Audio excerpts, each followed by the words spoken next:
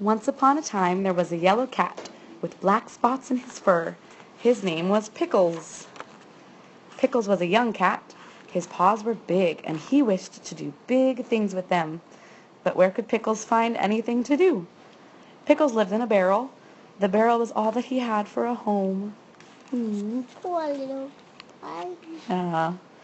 Pickles' barrel was in an old yard where there was nothing big to do.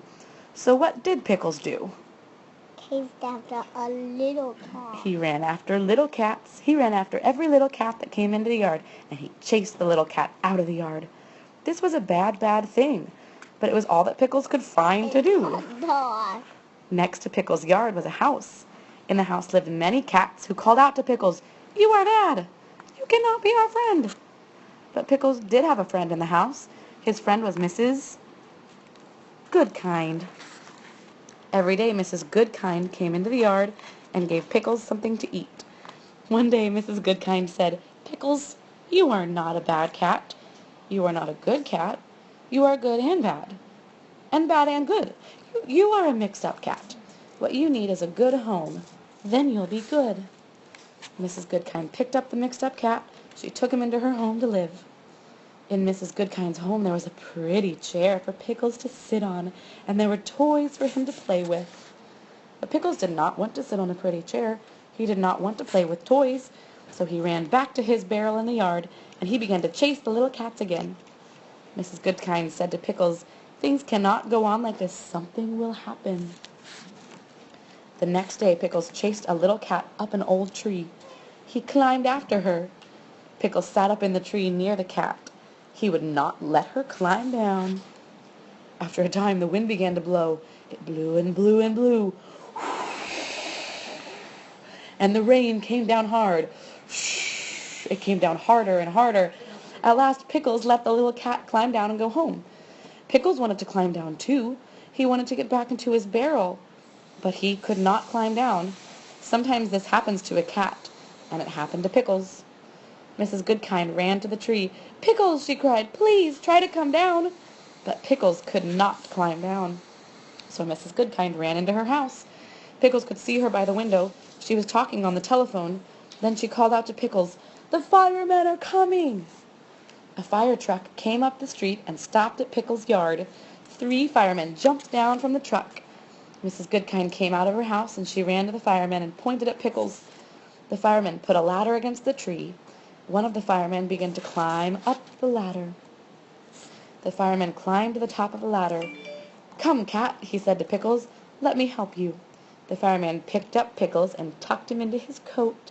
Then he took Pickles down the ladder, down to Mrs. Goodkind. "Mrs. Goodkind," said the fireman, "is this your cat?" "No, Joe," said Mrs. Goodkind. "Pickles has no home, and he does not want to live with me." "Why?" asked Joe. Mrs. Goodkind answered, "My home is too little for Pickles. Pickles is a cat who wishes to do big things, and someday he will do them. Look at his big paws." Pickles put out a paw for Joe to see. "My goodness, Pickles," said Joe, "what big paws you have." Pickles looked at Joe and said the one word he could say, "Meow." And Joe could see that Pickles wanted something very much. Joe gave Pickles a pat. "Pickles," he said, "I will take you to our firehouse. Maybe our chief will let you stay." Joe took Pickles to the chief, who was sitting at his desk. "Oh," said the chief, "I know this young cat. He's the one who chases little cats." "How do you know?" asked Joe. The chief answered, "A fire chief knows many things." Just then the telephone began to ring. "Hello," said the chief. "Oh, hello," said Mrs. Goodkind. "Yes, Pickles is here. He came with Joe." "What did you say? You think Pickles would like to live in our firehouse?" "Well, we shall see. Thank you, Mrs. Goodkind. Goodbye." The chief looked at Pickles and said, "Mrs. Goodkind says you are not a bad cat, and Joe likes you, so I will let you live here, if you will learn to be a good firehouse cat." Pickles walked quietly up the stairs after Joe. Joe and Pickles went into a room where the firemen lived. The men were pleased to have a cat. They wanted to play with Pickles, but suddenly the fire bell rang, and the firemen ran to a big pole, and down they went. The pole was the very fastest way to get to their trucks. Pickles could hear the truck start up and rush off to the fire.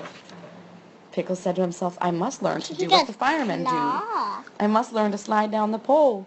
He jumped and put his paws around the pole, and down he fell with a bump.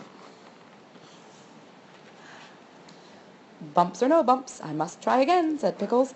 Up the stairs he ran, down the pole he came, and bumped. He tried again, and bumped. But by the time the firemen came back from the fire, Pickles could slide down the pole. What a wonderful cat you are, said the firemen. The chief did not say anything. Pickles said to himself, I must keep on learning everything I can.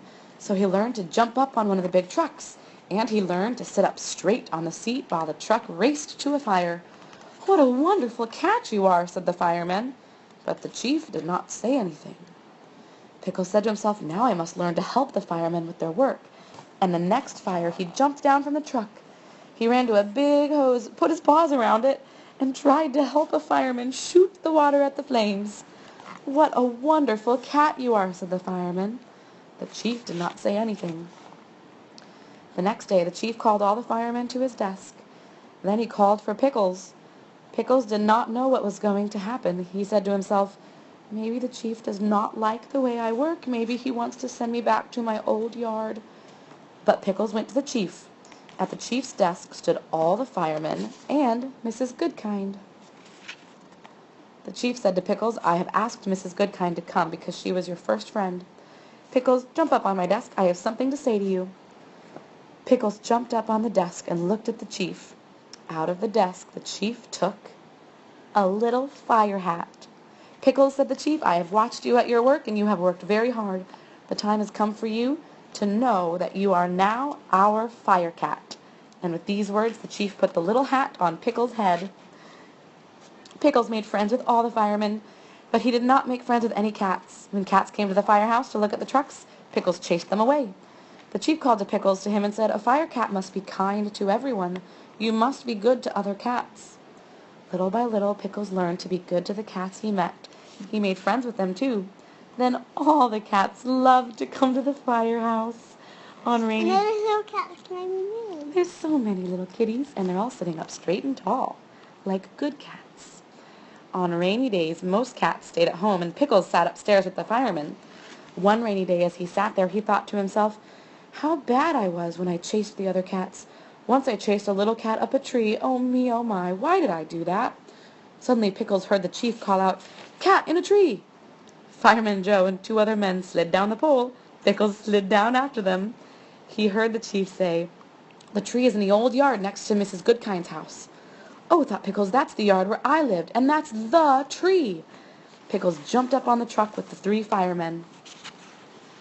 Away they rode to the yard, and there in the wind and in the rain stood Mrs. Goodkind, pointing to a very little cat.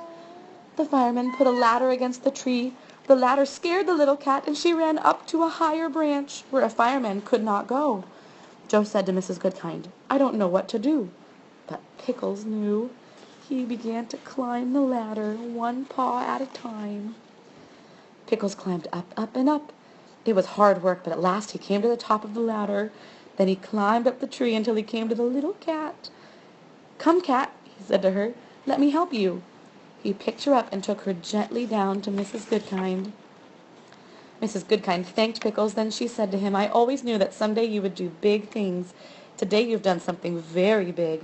Pickles waved a paw at her as if to say, Mrs. Goodkind, this is only the beginning. And he rode home to the firehouse, a proud and happy cat.